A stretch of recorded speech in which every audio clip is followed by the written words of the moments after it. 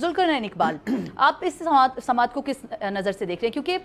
پہلی بار ایسا ہوا کہ ایک طرح سے کھلی عدالت لگی ہے اور اس کو صرف اور صرف عدالتی جو کمرہ ہے اس میں نہیں دیکھا گیا بلکہ پورے پاکستان میں دیکھا گیا، اور ایک اہم نوعیت کا مقدمہ تھا۔ کیا میسج دیا گیا ہے چیف جسٹس قاضی فائز عیسیٰ کی طرف سے؟ نیلم کھودا پہاڑوں نکلا چوا، پورا دن ہیرنگ چل رہی ہے، لمبی لمبی سماعتیں ہو رہی ہیں، یہ ہو رہا ہے وہ ہو رہا ہے، نکلا کیا آپ پورے دن میں 3 درخواست گزاروں کو بھی پورا نہیں سن سکے۔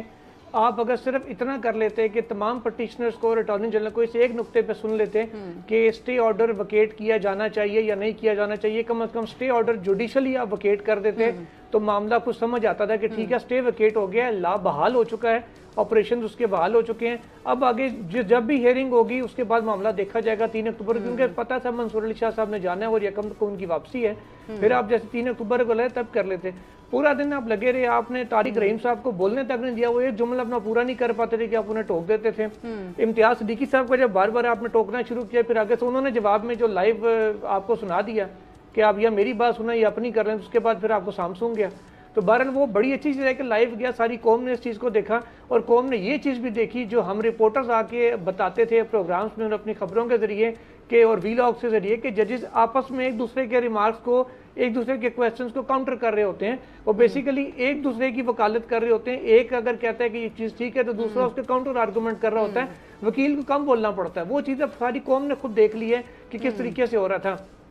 5 مہینے تقریباً جسٹس قاضی فائز صاحب نے کوئی مقدمہ نہیں سنا، اس لیے کہ ان کا یہ موقف تھا کہ جی اسٹے آرڈر ہوا ہوا ہے، لا کو اسٹے نہیں کر سکتے، یا آپ اس کو اپ ہیلڈ کریں یا قلعدم کریں، اسٹے نہیں ہو سکتا۔ تو اب فل کورٹ انہوں نے بٹھا دیا، بڑا اچھا کیا، اچھی چیز ہے کہ فل کورٹ جو ان کا خود ہی وہ کہتے تھے کہ فل کورٹ اس کو ڈیسائیڈ کرے، ججز نوٹ بھی لکھتے رہے کہ 184(3) میں فل کورٹ بنے، بہت اچھی چیز ہے کہ بن گئی، لیکن فل کورٹ بنا کے بھی اسٹے ویکیٹ نہیں ہوا۔ آپ نے لائیو ٹرانسمیشن چلی، سب نے پوری قوم نے دیکھا کہ آپ نے کہا کہ جی میں نے ساتھی ججز سے کہا کہ میں اگر مشاورت کر لوں آپ سے، آپ کو اعتراض ہے، تو ججز نے مجھے کہا کہ جی لا کی ضرورت نہیں ہے مشاورت کرنے کے لیے، آپ کو ویسے بھی آپ پابند نہیں ہے کسی قانون کے، آپ ویسے بھی مشاورت کر سکتے ہیں، کوئی چیز آپ کو روکتی نہیں ہے، اس لیے میں اب ان سے مشاورت کروں گا اور مشاورت کرنے کے لیکن دیکھیں ماضی میں اگر دیکھا جائے یہی مشاورت والے اگر فیکٹر کو دیکھ لیا جائے تو کون سے ایسے چیف جسٹس صاحبان آتے رہے ہیں جو کہ اپنے سینئر ججز سے مشاورت کرتے رہے؟ کچھ ایسے واقعات ہوئے جس کی وجہ سے یہ درخواست دائر ہوئی اور اس کو کہا گیا کہ ایک لا بنا دیتے ہیں۔ کوئی بھی